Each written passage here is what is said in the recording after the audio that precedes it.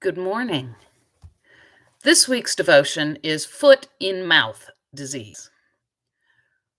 John Paul and I have been watching the new Tiny Toon Adventures, and Plucky Duck has what I refer to as foot in mouth disease. He never thinks before he speaks, and it gets him in trouble. He's often insulting or hurting his friends' feelings. Reminds me of a saying my dad used to say: be sure your brain is engaged before you set your mouth in motion. Have you noticed that this problem seems to be worse today than it used to be? People seem to feel free to say whatever comes into their head without worrying about how it affects others. It has become acceptable to be mean or even cruel as long as you think you're right. They were even talking about it on the Christian radio station this morning.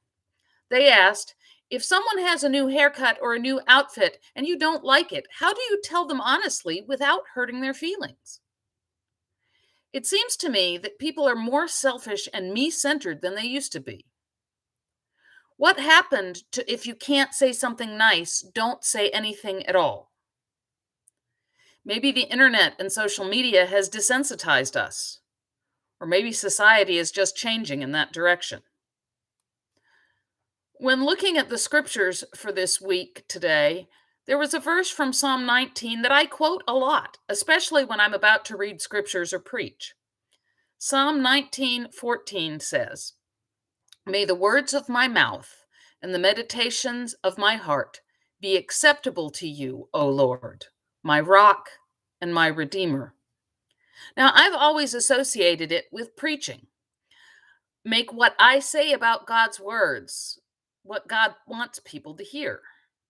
But when I read it this morning, I thought, I think we could all use this verse to advise us with our dealings with others. It goes beyond making sure that your brain is engaged before you put your mouth in motion. What you are going to say be acceptable to God?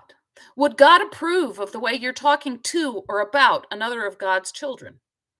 If not, if it is something you would be ashamed to say in front of God, then maybe you shouldn't say it.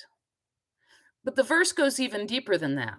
It talks about the meditations of our hearts. Would what we feel deep down inside be acceptable to God? This reminds me of Jesus' teachings in the Beatitudes. He tells us that we have to go beyond the letter of the law. It isn't good enough just to not murder. You shouldn't hate or hold a grudge against your neighbor either. Instead of sticking with an eye for an eye, Jesus wants us to turn the other cheek. It's not enough to keep from speaking hate out loud.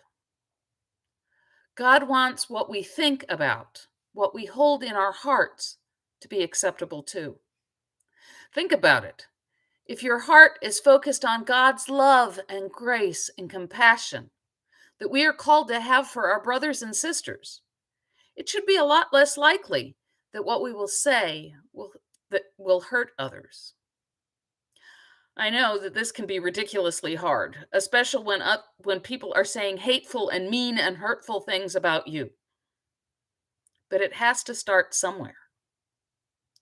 Jesus is calling us as disciples to go above and beyond what others do, to be better, to be more like Jesus. So as you go through this week, this is my prayer for all of us. May the words of our mouths and the meditations of all of our hearts be acceptable to you, O Lord, our rock and our redeemer. Have a blessed week.